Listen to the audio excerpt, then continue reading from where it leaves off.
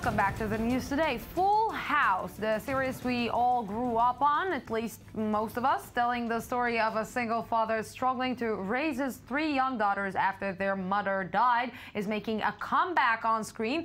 These blasts from the past taking over TV and cinema, making us all think, is Hollywood yearning for the past, or is it just all out of ideas? With me now are 2 of my favorite correspondents. Ayman, Sikseck, good evening. Good evening, Lucy. And also Shachar, Peled, good evening. Good evening.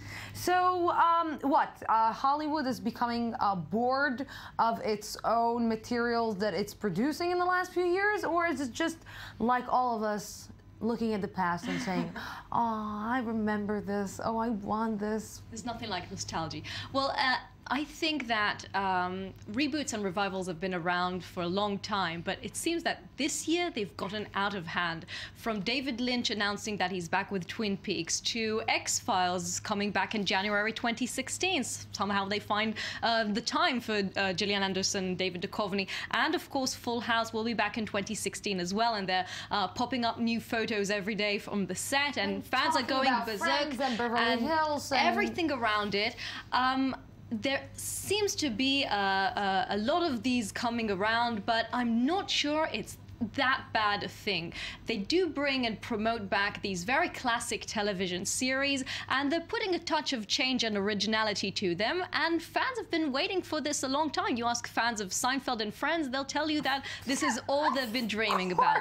So it's true that where are all the original ideas, but also there is some kind of look back, a nostalgic look back that brings us the fondness of emotions that we've all been waiting for, and TV has never been better. We have to say that there's always new series and shows around which are wonderful. I'm thinking about it. Is it like us, like getting just, it's enough with trash TV. We don't stand anymore seeing the Kardashians and people, instead of actually seeing a series on a single father that is raising his kids. But we're seeing a reality show about a single father who's raising his kids after their mother died, and we're seeing it like we're seeing in Hebrew, kishke. It's like we're getting into the kishke of everyone in a reality TV. Maybe we don't need reality TV anymore. Well, we all idealize the shows that we used to love in the past. There's Fame, there's The Muppet Show that's also making a comeback next year. That's a crazy idea anyway. And The Muppet Show has been revived before in 1996. Now it's being revived again. They're the only one who won't age, so we see them as they were in the 90s. But I think what's happening is, like Shachar said, there's plenty of really good original television in the past few years, especially on American television.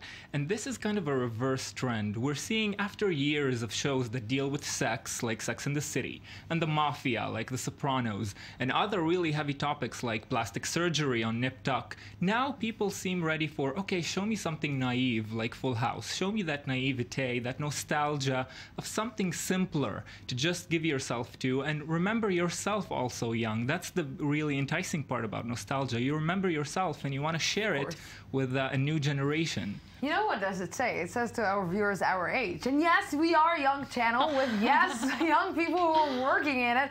But, you know, I'm trying to think if you can, you know, rebuild the past. You can reboot the past. Because like X-Files, if we will think about it, it was a series that talked, a drama that talked about aliens. And of course, today still people are looking for aliens. But is it something that we can, when we like look at it today and we will say, what? This is not, well, come on. It might be, but since it's based on such a strong emotion of connection to the past, that people might find it embarrassing, but others might find it that they are very much emotionally connected to it. But it's very similar television to what is happening in Hollywood. They keep out dragging out Captain Jack Sparrow and Spider-Man because there's a built-in audience that would go and connect and see it. And if we take a look at only this summer in Hollywood, we've seen Jurassic Park, Terminator, Mad Max. It's the entire 80s and 90s coming back. And all of these new films, old new films, have very divided audiences. Mad Max was critically acclaimed, but not so well in the box office. Jurassic World, on the other hand, was very successful, and Terminator was very bad at both ends, but it very much changes. I want to talk to you a little bit about the actors, because, you know, the actors were a really big part of each and every let's say, nostalgic film or comedy that or drama that we used to see.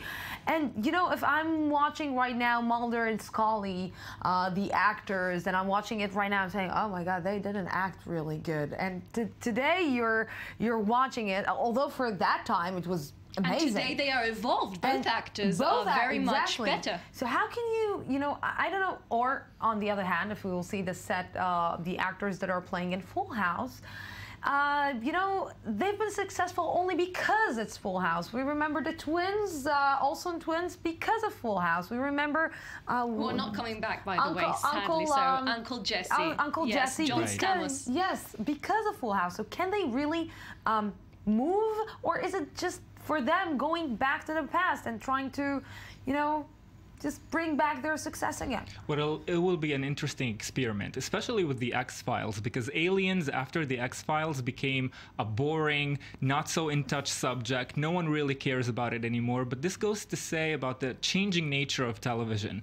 Aliens now are hot again because there have been so many discoveries in space, even in the last few weeks, that now it's a hot topic again. And there's this conspiracy theory going on that maybe the American government is hiding information about aliens. It's once again a hot topic, but especially with Gillian Anderson in this show. She did so many amazing films afterwards, so many amazing series. She was such an accomplished actress. It will be difficult to see her in this part again. Unlike, for example, David Schwimmer from Friends, that he will always be Ross Geller. Absolutely. And that's why, on a personal note, I have to say that I'm slightly sad for these actors. And when I see these characters being revived, you know, Uncle Jesse, seeing John Stamos 20-something years later, it's kind of sad seeing him go back. It's like a step back, and that's why I think John Stamos is a really good actor. Yes, and still, when I take the film's example for us to look at, then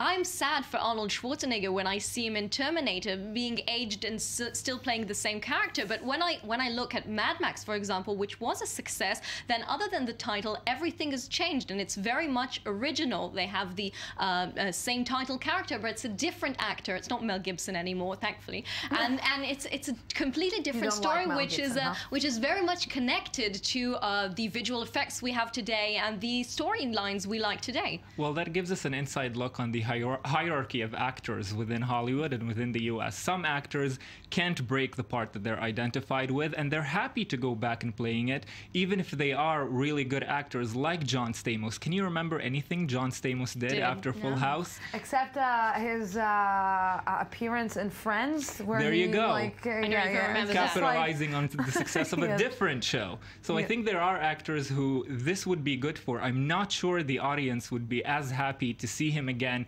playing the uncle of a few happy, cute twins on the show. But Tom Cruise is actually a wonderful example. Now Mission Impossible is back, Rogue Nation Mission Impossible, and it's great. It's 96% in Rotten Tomatoes. It's having such a great success. Even before it's released, there's this incredible video of Tom Cruise hanging outside of a plane, and reportedly, and according to the video, he did this himself. Amazing, this is incredible to see. Like really, Tom Cruise is sometimes I'm looking at him. It's like he's not humane. He's not a good example. Not aging. But this is still heading for a success, and you know, it's Tom Cruise reprising the role of Ethan Hunt. It's back again into this plot line of James Bond-like Mission Impossible, and still it seems like, at least ahead of its release, that built-in audiences once again. You something. Like, for example, if we would like a new Friends or Seinfeld, do you really think that the success that they had in the 90s will be again in 2016, 2017?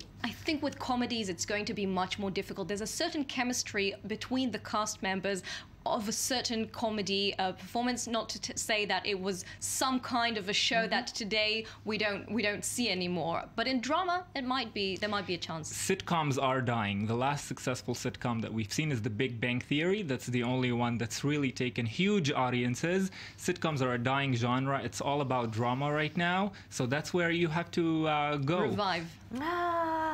So this is why I stick with Friends. For me, the it's reruns, Friends. though. The reruns, of course. Now that it's in HD and everything is good, so it's perfect for me.